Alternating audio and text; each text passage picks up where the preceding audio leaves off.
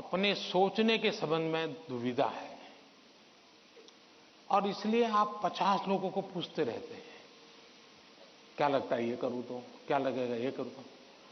आप खुद को जानते नहीं हैं और उसके कारण आप किसी के एडवाइस पर डिपेंडेंट रहते हो और जो व्यक्ति ज्यादा अच्छा लगता है आपको और जो एडवाइस आपको सबसे सरल लगती है आप उसी को एडॉप्ट कर लेते हो। अब जैसे मैंने कहा कि खेलो, अब बहुत कुछ होंगे जो आज कल बोर्ड लेकर के घर जाएंगे, मोदी जी ने कहा है खेलो खिलो खेलो खिलो, अब मैं पढ़ूंगा नहीं बस, क्यों, उसने अपनी चीज पसंद कर ली है। मैं समझता हूं कि सबसे बुरी जो स्थिति है ना वो कंफ्यूजन है।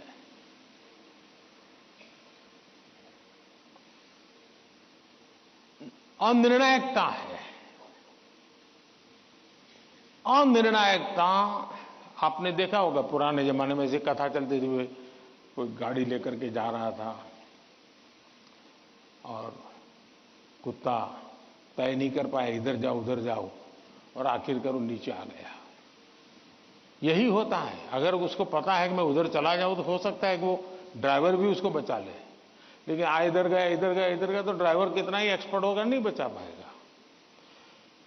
हमें अनिश्चितता से भी बचना चाहिए, अनिर्णायकता से बचना चाहिए और निर्णय करने से पहले सारी चीजें हमने उसको जितने तराजू पर तोल सकते हैं तोलना चाहिए।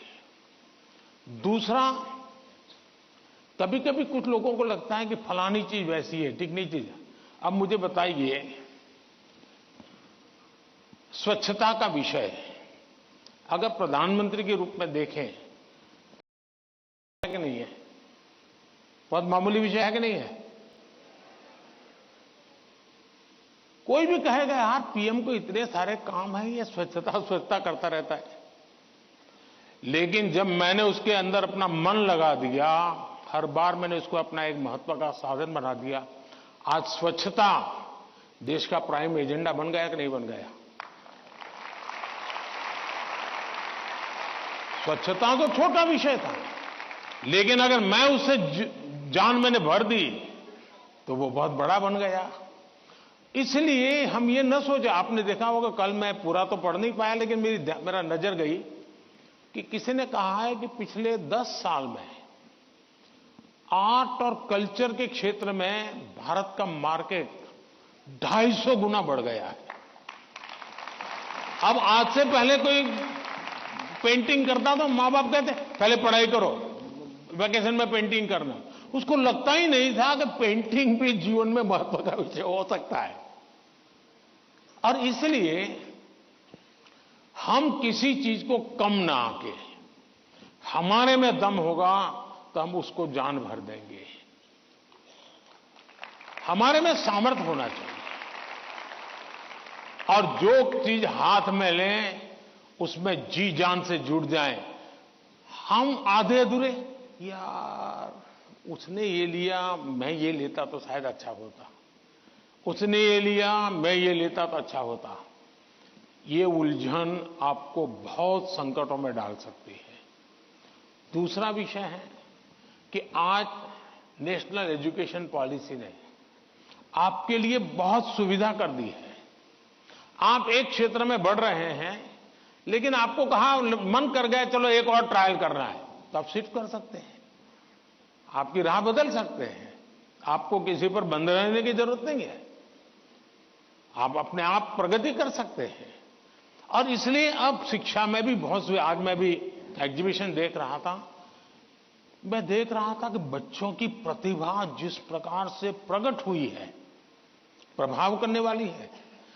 सरकार का आईएनबी मिनिस्ट्री सरकार की योजनाओं को कम्युनिकेट करने के लिए जो करे उससे ज्यादा मैंने देखा इन बच्चों ने बहुत अच्छा किया है। नारी शक्ति का महत्व इतने बढ़िया तरीके से रखा है। इसका मतलब यह हुआ कि किसी भी हालत में हमें निर्णायक होना ही चाहिए और एक बार निर्णायक होने की आदत लग जाती है ना, फिर कंफ्यूजन नहीं रहता है। वरना तो आपने देखा होगा कि कभी हम रेस्टोरेंट में चले जाएं परिवार के साथ, आप याद कीजिए, आप, मुझे तो वो मौका नहीं मिलता है लेकिन आपको मिलता होगा। रेस्टोरेंट में जाते होंगे, पहले आप सोचते होंगे मैं ये मंगवाऊंगा, फिर बगल वाले टेबल पर कुछ देखते हैं तो कहता है नहीं ये मंगवाऊंगा। फिर वो बैरा जो है कुछ और ट्रे में लेके जाकर दिखता है मुझे, यार ये कुछ और है, नहीं ये क्या है भाई, ये है, अच्छा मेरे वो 2 कैंसल, ये ले आओ। अब उसका कभी पेट ही नहीं भरेगा जी, उसको कभी संतोष नहीं होगा, और जिस डिश आएगी तो उसको लगेगा यार इसके बजाय वो पहले वाला ले लिया होता तो अच्छा होता। जो लोग रेस्टोरेंट के डाइनिंग टेबल पर निर्णय नहीं कर पाते हैं, वो कभी रेस्टोरेंट का या खाने का आनंद नहीं ले सकते हैं। आपको निर्णायक बनना पड़ता है।